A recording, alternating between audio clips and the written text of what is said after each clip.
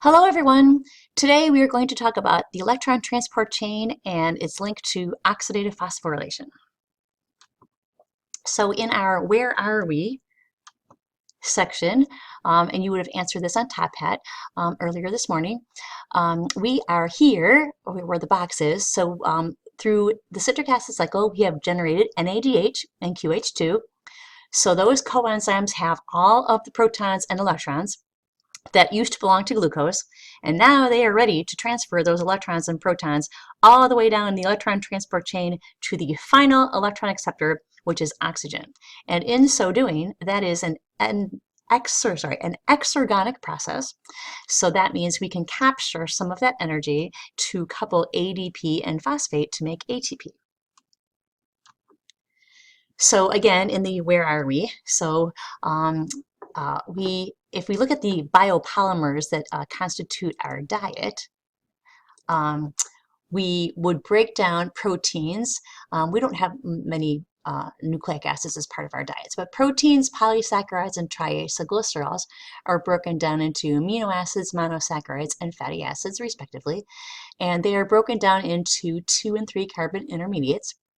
So the 2 carbon intermediate is acetyl-CoA, and the 3 carbon intermediate is pyruvate. So we talked about how pyruvate is converted to acetyl-CoA, and then the acetyl-CoA enters the citric acid cycle. And then both of those carbons are oxidized to CO2, and in so doing, protons and electrons are lost, and they are gained by the NAD plus and Q to form NADH and QH2. So now those protons and electrons will be donated to oxygen to form water, and in so doing, the exergonic process produces ATP, and that process is called oxidative phosphorylation. So if we go back and look at where we are and where we've been, remember when we talked about glycolysis, we talked about how you could, certain organisms are able to take glucose and go through alcoholic fermentation, in which the pyruvate is converted in 2 steps to ethanol, and in which case that's a partial oxidation, and you'll get 2 ATPs from that. So that's called alcoholic fermentation. So alcoholic because alcohol, ethanol, is formed, and fermentation to indicate that no oxygen is required.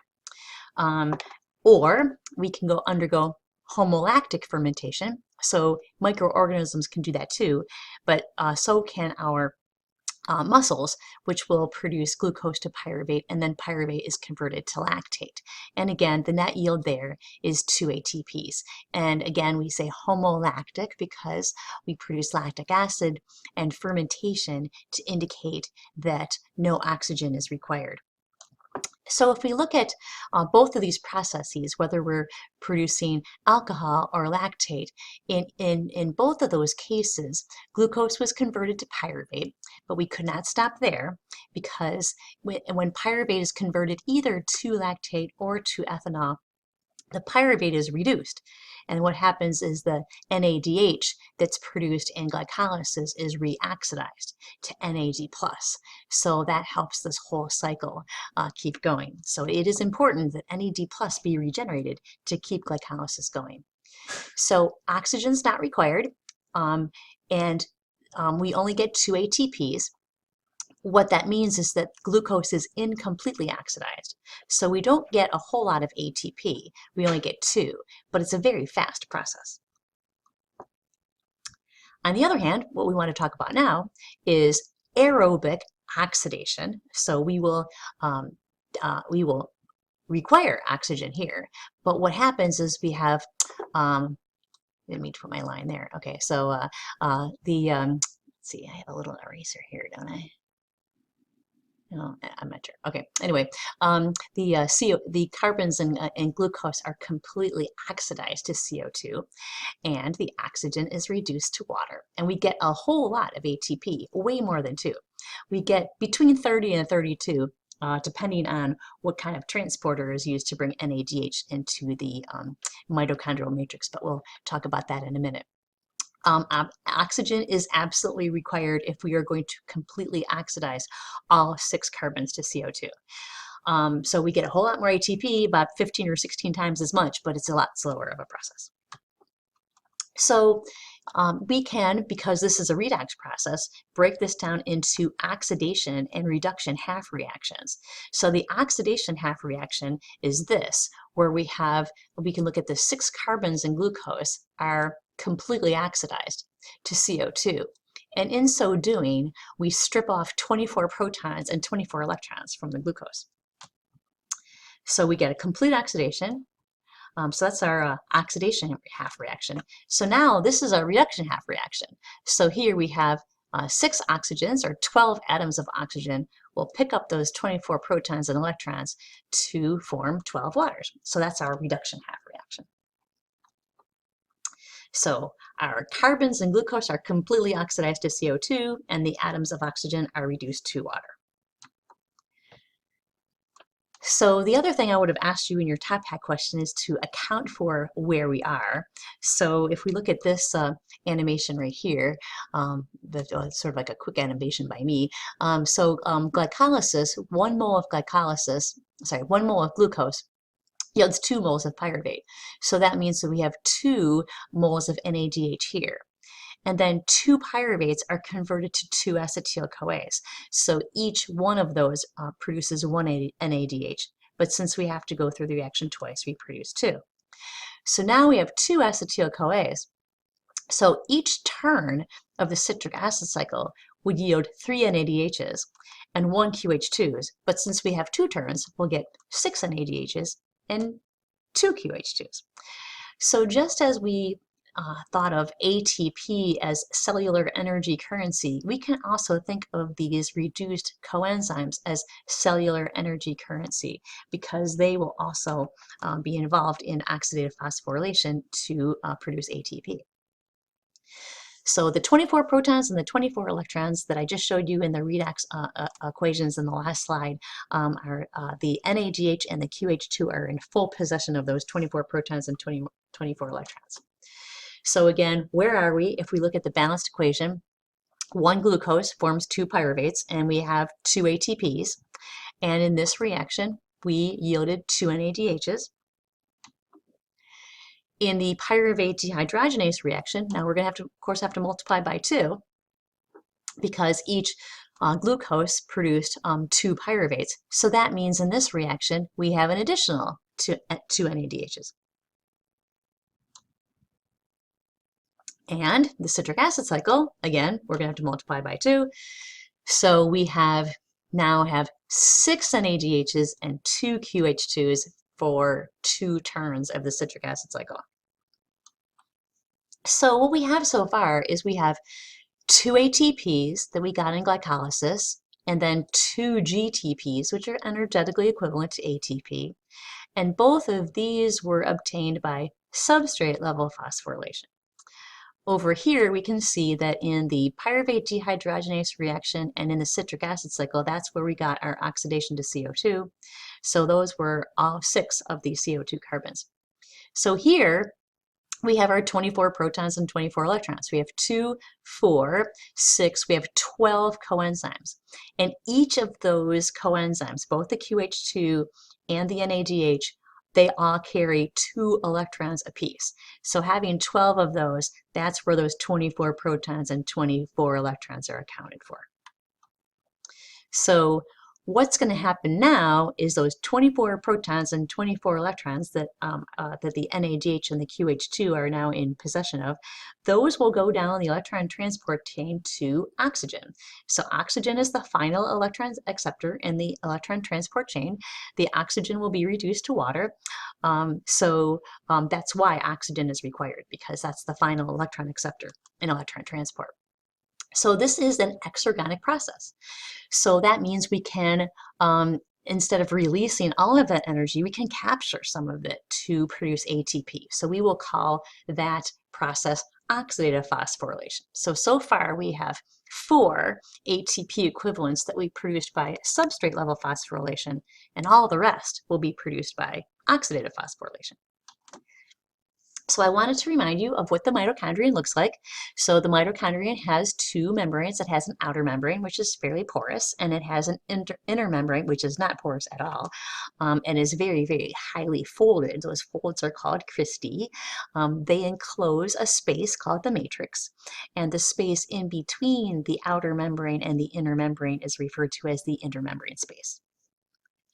This cryo-electron microscopy picture right here shows the inner mitochondrial membrane and how it is very rich in proteins. And some of those proteins are the proteins that are in the electron transport chain. So we can see if we look at this, so if this is a freeze fracture electron microscope picture right here. So if we, this is our outer membrane, if we sort of peel it apart, we can see these little bumps right here, which are proteins. But if we do the same thing for the inner mitochondrial membrane, we can see that the density of proteins on the inner mitochondrial membrane is far greater than the outer mitochondrial membrane. And again, many, many of these proteins are involved in electron transport and oxidative phosphorylation. Okay, so here we are. We are mostly in the mitochondrial matrix. Remember, that's where the citric acid cycle took place. But we do have a bit of a problem because we do have those two NADHs that were generated in the cytosol. So they're going to have to be transported into the mitochondrial matrix because that's where the rest of the NADH and QH2 are from that were generated by the citric acid cycle, and the proteins in the electron transport chain are embedded in the inner mitochondrial membrane. So that's where all of this takes place. So most of the NADH and the QH2 are where we need them, but not that NADH from glycolysis. So we have to find some way to transport it from the cytosol into the mitochondrial matrix. So there is no NADH shuttle. So the inner mitochondrial membrane is fairly impermeable to most substances. That is essential for it to participate in electron transport properly. So there's no NADH shuttle, so there isn't any way of getting the entire NADH coenzyme across, but we actually don't need it to. We just need its protons and electrons. That's all we need. So it turns out that there are two ways of shuttling the protons and the electrons to the mitochondrial matrix. And there's the malate aspartate shuttle and the glycerol phosphate shuttle. So the glycerol phosphate shuttle is abundant in flight muscle. If you were a critter that flies, I think you can appreciate that lots of ATP would be required for that activity. So let's talk about the malate aspartate shuttle first. This is from our book. So to get us oriented first. So here is the inner mitochondrial membrane. So the outer mitochondrial membrane isn't drawn because it is fairly porous. So getting out of the inner membrane space into the cytosol is fairly easy. But this is where the big boundary is this inner mitochondrial membrane. So here's the matrix up on top and the cytosolic face is on the bottom. So what happens is here's the NADH that we generated in glycolysis, and what happens is it reacts with OAA. There's a pool of OAA in the cytosol to give us malate. And you can see in red, those are the protons and electrons that were donated to OAA to form malate. So now we have NAD+, and now we're in the cytosol, and that can go back to glycolysis and keep glycolysis going. Okay, what happens next then? There is a shuttle for malate. So malate goes across the cytosol and into the matrix. And then this malate dehydrogenase reaction will occur in reverse. So in fact, there are two forms of malate dehydrogenase. One's in the matrix and one's in the cytosol.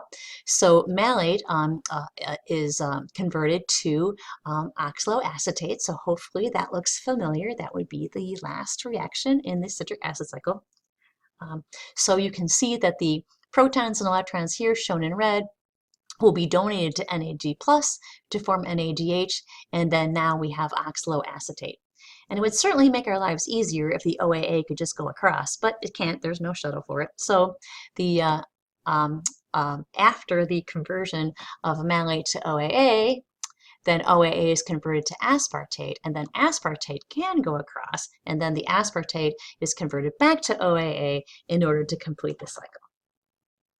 So now, here we are in the matrix, and there's our NADH, and it's just ready to hop right into electron transport.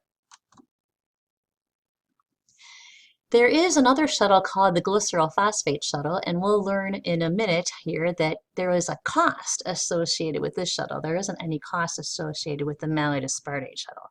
So what happens here, I got this picture from a different book. So we are here in the cytosol. So the cytosol is on top in this figure, and here's our inner mitochondrial membrane, and that would be the matrix right down here at the bottom. So here's our NADH that we produced in glycolysis, and this reaction happens so that here we have dihydroxyacetone phosphate, and if we look at these carbons right here, the NADH and H plus will donate its protons and electrons to that carbon, and now we have glycerol 3-phosphate. And again, we regenerate our NAD plus, so that can go back into glycolysis. So now what happens is the glycerol 3-phosphate donates those protons and electrons to FAD to form FADH2. And then what happens is those protons and electrons will be donated to coenzyme Q to form the reduced QH2. And then those protons and electrons will be donated to complex 3 in the electron transport chain. So we'll see in a minute how those complexes are arranged. So, I'd forgotten I had animated this. So we have the NADH from glycolysis, and then we form the glycerol 3-phosphate, and then those protons and electrons are donated to FAD to form FADH2. And QH2 gives them to complex 3, and then we're ready to continue with electron transport. So we did this calculation a while back, so I'm just reminding you of it. So I gave you these two reduction half reactions. So these E values describe the propensity of these species to gain protons and electrons, which is what happens in reduction. So of course we know that we can't have two reductions. You have to have an oxidation and a reduction. So since it's the oxygen that is reduced and the NADH that will be oxidized, remember what we did is we flipped that first equation so that we could show that the NADH and the H plus give up its protons and electrons, and those are shown over on the reactant side. And then those protons and electrons are donated to oxygen to form water. So now we have oxygen is reduced and the NADH is oxidized, and now we can calculate the delta E0 primed for this reaction. So what we do is we just add up the two cell potentials for the half reactions, and notice that for the NADH we reverse the sign. So we reverse the equation, so we reverse the sign. So it's not negative 0.315 volts, it's positive 0.315 volts. So we add them up, and you can calculate the delta E0 prime for this reaction, and it's 1.130 volts. So you might also remember that once we have that value, the 1.130 volts over here, we can convert the E0 prime value to the delta G value. So we multiply by the Faraday, so we use this form right here, the 96,485 joules per volt mole of electrons.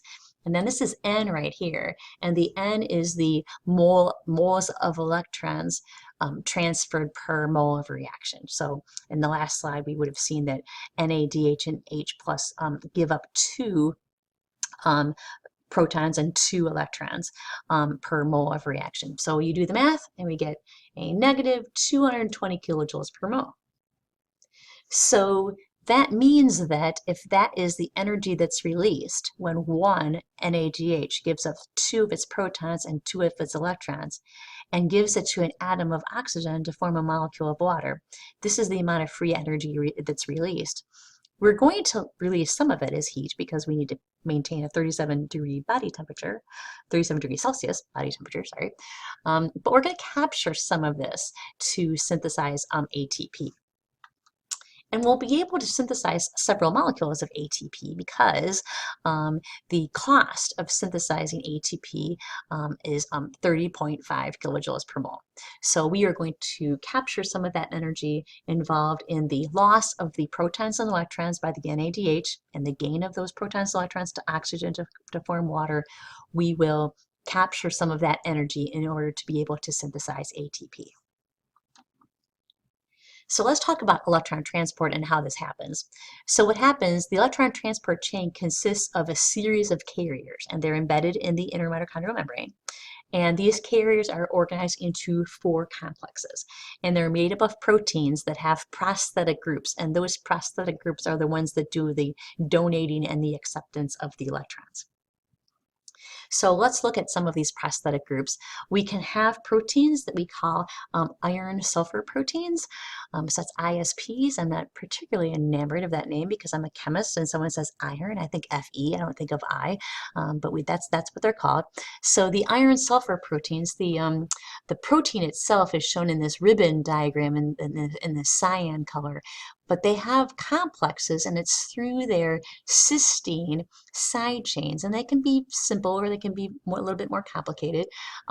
So this shows how we have the sulfurs and the cysteine side chains that form these coordinate covalent bonds with inorganic sulfides and iron ions. So this is a 2Fe2S cluster here, and this is a 4Fe4S cluster here. So the S's here are either sulfurs involved from the cysteine side chains or inorganic sulfides. So these irons, you might remember from general chemistry that iron can exist in 2 different oxidation states. It can be Fe3 plus or Fe2 plus. So if an oxidized Fe3 plus ion accepts 1 electron, it becomes reduced to Fe2 plus. So it's the irons in these complexes that are able to donate and accept electrons. We also have proteins that are called cytochromes, and cytochromes have hemes as part of their structure. And it's the heme iron that is responsible, again, if you have the iron in its 3+ oxidation state, accepting an electron will produce the Fe2 plus reduced oxidation state.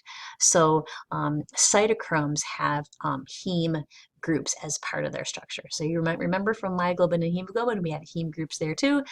There are different kinds of heme groups. This is called heme B, but it's the iron in this right here in the center of this pyrrole group right here that is doing the donating and accepting of electrons. So we also need to talk about coenzyme Q because we haven't talked about coenzyme Q before. So coenzyme Q has a number of different names. We can call it ubiquinone because we have these ketone groups right here. We have these long tails. This group of 5 carbons right here is called an isoprene unit, and notice that we have 10 of those, at least in mammals. So that's 50 carbons. So you can appreciate that's a very, very long nonpolar tail. The ubiquinone can accept 1 proton and 1 electron at a time. So if I have 1 proton and this 1 dot here is 1 electron, then I get UB semiquinone. So I would just write that as QH dot. So here I have an OH group, and then here I just have a radical, so just oxygen with 1 electron. But then I can accept another proton and another electron, and then I become ubiquinol, or QH2. So now, instead of the ketone functional groups, we have phenol groups. So this becomes ubiquinol. So again, we have accepted 2 electrons and 2 protons, and we're able to do it one at a time or 2 at a time. Not everyone can do that, but coenzyme Q can. So we go from the oxidized form, Q, to the fully reduced form, QH2. So NADH, the vast majority of what we've produced is NADH. So we've gotten our NADH inside from glycolysis, and we have lots of NADH here. So NADH will enter electron transport, and QH2 will as well, but they enter through different points in the process. So let's do NADH first. So we have 4 complexes, and they are given numbers, which could be a little bit confusing. So we have complex 1, complex 2, complex 3, and complex 4. in this figure right here, the complexes are arranged in order of progressively more positive E0 prime values. And remember, the more positive the value, the greater the affinity of that species for electrons. So as you progress through the electron transport chain, the affinity of each of these prosthetic groups in these complexes for electrons continually increases until we get to the last step. Oxygen accepts protons and these electrons to form water. So oxygen has the highest affinity with its high positive value, 0.815 volts. So if we're going to follow the path of the NADH, you want to ignore complex 2 for now. So NADH, so when it has its protons and electrons, they will follow the path of NADH goes through complex 1, then coenzyme Q, to complex 3, to cytochrome C, to complex 4, and finally to oxygen to form water. And again, if you look at these E values, these are the standard ones, not the cellular ones, but they follow the same pattern, where these E values become progressively more positive as you get down to the last step of the electron transport chain. So we also have a table we can look at. So again, these are the standard values right here. But here's NADH at the top, and here's oxygen at the bottom. And notice that we are going from negative values all the way down to positive values. So the affinity of the electrons increases. So really think of this table right here as being organized in terms of top to bottom increasing affinity for electrons. All right. All right, so here's a figure from another textbook. We have a similar one in our book, but this figure is animated. So let me go to this animated figure. So if you want to do this on your own, you will have to enable the Adobe Flash Player. All right, so here we are. So here is our, just to orient ourselves, here is our inner mitochondrial membrane. Here's the matrix at the bottom. Here's the inner membrane space. And of course, we'll have an outer mitochondrial membrane and the cytosol. So what happens is here's NADH in the matrix, and it is transferring its protons and electrons through a series of carriers in complex 1. And then those electrons will get to coenzyme Q. The other interesting thing that happens is there's a pool of protons, not the ones that NADH has, but a different pool, and we have proton pumping occur. So we're going to pump 4 protons through complex 1. Okay, so from coenzyme Q. So coenzyme Q isn't part of a complex. With that long hydrophobic tail, it is actually fairly mobile in the inner mitochondrial membrane. So coenzyme Q will donate its protons and electrons in a series of carriers through complex 3. And complex 3 also pumps 4 protons. I'm not sure why that arrow is here. It seems that it should be over here with complex 3. Coenzyme Q by itself doesn't do the proton pumping. And our next step is then cytochrome C. Cytochrome C is a peripheral membrane protein and again is not part of a complex. And then cytochrome C donates its protons and electrons through complex 4, and complex 4 has cytochromes. They have copper ions, though, instead of iron. But eventually we get to oxygen to form water, and that is the end of the electron transport chain. So what we want to do now is we want to go through these complexes and look at them in some detail. So again, just to orient ourselves, here is the inner mitochondrial membrane, and the matrix is down here shaded in blue, and this is the inner membrane space right here. And the artist has attempted to draw the shape of complex 1 and the actual shape that it looks like. So here we are, NADH, and NADH will donate its protons and electrons to a prosthetic group in complex 1 called flavin mononucleotide. So you can follow the path of the electrons, which are shown here in red. And those protons and electrons are donated to FMN to form FMNH2. So this is, again, this is reduced flavin mononucleotide. And then the next place where we're donating electrons is an iron-sulfur protein. Luckily, the flavin is able to donate one electron at a time. NADH can't do that. NADH, when it donates its protons and electrons, it has to do both at the same time. So we get one electron is donated at a time, and then the iron-sulfur protein then donates its electrons. And again, we just saw that Q can do this. Q accepts the protons and electrons, and it's able to do that one at a time. And then over here, this shows that there is proton pumping, and as I showed you before in that other animation, in complex 1, 4 protons are pumped from the matrix to the inner membrane space. And again, this is a different pool of protons. And of course, we regenerate our NAD+, so that will participate in the cycle as I just showed you to return to keep glycolysis going. So here's the structure of complex 1 from this bacterium T thermophilase. And again, you can see from this cryo-electron microscopy image, you can see what the shape looks like. So the diagram I showed you in the last slide was a little bit simplified. There actually are 9 iron-sulfur clusters, and you can see many of them occupied right here, whereas this is FMN right here, shown in purple.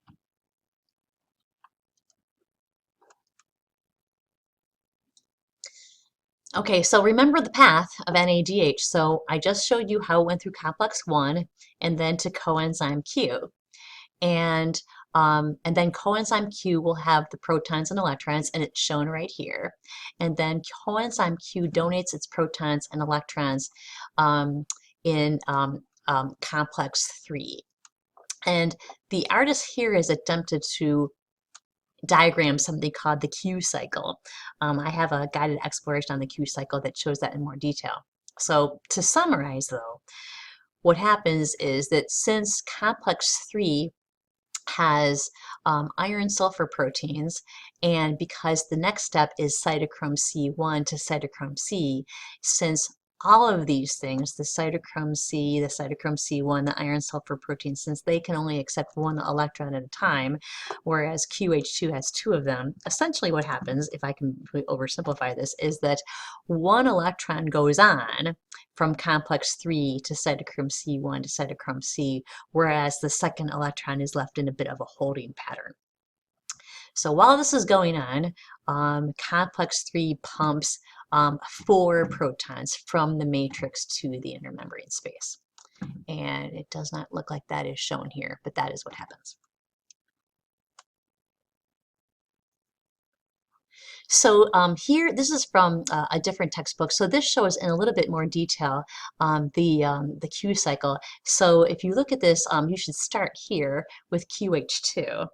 And what happens is that we have QH2 that has 2 electrons, and one of them goes to the iron-sulfur protein, one of them goes to cytochrome C1, and then continues on to cytochrome C.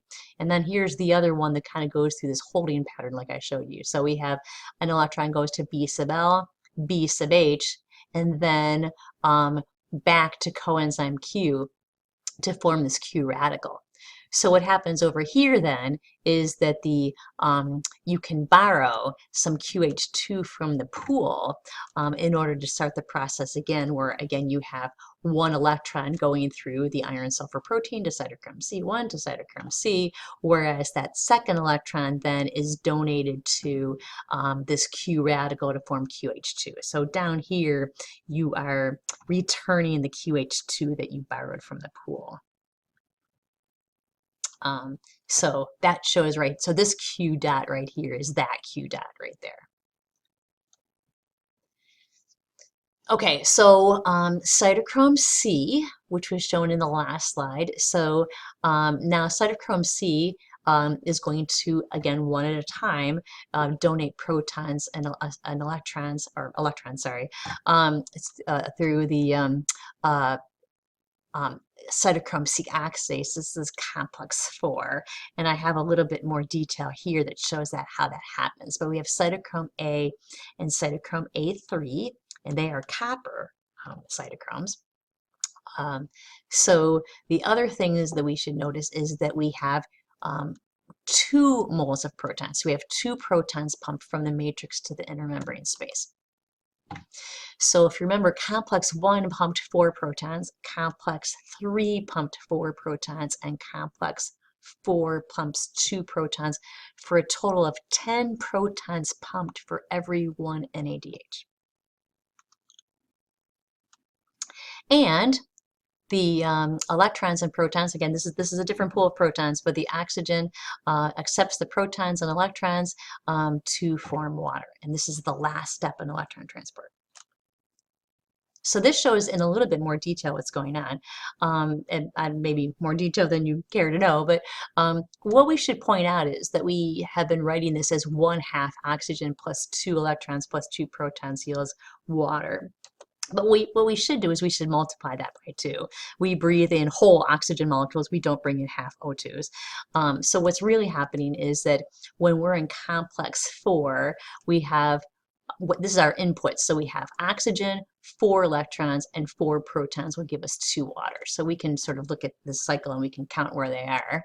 So there are the 4 electrons. So again, this cycle goes in the clockwise direction. This is step 1 through step 6. But you can see at these steps right here, where I've circled the electrons that are shown in blue, that there are 4 electrons total.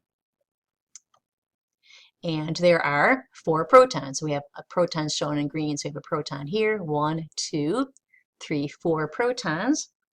And there is our oxygen right there, O2. And then there is our product. There are 2 waters right here. So basically what's happening is the electrons and protons are shuttled through these series of carriers in complex 4, and they largely involved copper cytochromes, but you can see that iron is also involved in this mechanism. There is a link to guided exploration on electron transport that shows the entire electron transport chain that I just described, and I encourage you to go and look at that.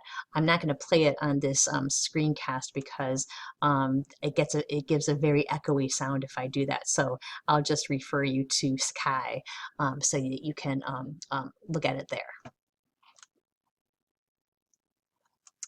So I've just shown you the path of NADH. So when NADH enters electron transport, it has 2 protons and 2 electrons. It progresses through complex 1, coenzyme Q, complex 3, cytochrome C, complex 4, and finally those 2 protons and electrons are donated to oxygen to form water. But remember, we also had FAD. We got 1 FAD per turn of the citric acid cycle. So I have a box drawn FAD here. So FAD does not give its electrons to complex 1. It can't do that. So if we're looking at this chart right here, and if we remember that the increasing affinity of electrons is as we go down, FAD is not going to be able to go up because FAD has a higher affinity for electrons than complex 1 does, so that's not going to work. So what happens is FAD donates its protons to complex 2, and then they get to QH2, and then the rest of the pathway is the same. So I want to remind you, in the citric acid cycle, we talked about this reaction right here, where succinate was converted to fumarate, and the enzyme was succinate dehydrogenase. And remember that that enzyme had an FAD covalently attached through a histidine residue as a prosthetic group, and it was the FAD that accepted the protons and electrons from succinate that are shown here in red, and they're shown here in red as well. So the enzyme accepts those protons and electrons through its prosthetic group, through the FAD, to form FADH2. And then, so this is part of complex 2. So succinate dehydrogenase in the citric acid cycle is actually part of complex 2. Maybe you remember that when we talked about the citric acid cycle, we said that this was the only enzyme that was in the inner mitochondrial membrane and not in the matrix. So the next step is FADH2 then gives its protons and electrons to Q to form QH2. And now we can continue throughout the rest of the electron transport chain. So that's diagrammed here. So this is complex 2. So when succinate is converted to fumarate, it loses 2 protons and 2 electrons that are donated to FAD to form FADH2. And then in complex 2, we have an iron sulfur protein. So again, we can only give these electrons one at a time through the iron sulfur protein, but then they find their way to Q to form QH2. So now the QH2 has the protons and electrons that the succinate had, and when it gave it to FAD to form FADH2. So here we are in complex 2. So notice that there's no proton pumping through complex 2. So complexes 1, 3, and 4 participate in proton pumping, but complex 2 does not. So here's a nice summary, I think. Okay, so here, I remember I showed you that NADH passes protons and electrons through complex 1. So this is what complex 1 looks like. And again, from the pool in the matrix, 4 protons are pumped from the matrix to the inner membrane space. And then, if we could just kind of hop over here, if we follow the blue line, those protons and electrons then are donated to coenzyme Q, which then enter complex 3. And those protons and electrons are eventually are passed through these series of carriers in the Q cycle. We get to cytochrome C1 and then cytochrome C. And then cytochrome C would then, in a series of donation of 4 electrons, go through that cycle that I showed you in a cytochrome C oxidase or complex 4. And then we get those protons and electrons are donated to oxygen to form water. So notice where the proton pumping is. That's shown in pink. So complex 1 pumps 4 electrons. Complex 3 pumps 4 electrons. Complex 4 pumps 2 electrons. Complex 2 does not pump electrons. So that's the path of the NADH, and then here's the path of the FADH2. They don't draw the FADH2 here, but again, when succinate is converted to fumarate, those protons and electrons are donated from FAD to FADH2, and then to coenzyme Q, and then coenzyme Q goes to complex 3, and then the rest of the pathway is the same. So that is the end of electron transport, and those are my references. And next time we'll talk about how we are going to capture some of the energy in that exergonic process and use it to synthesize ATP.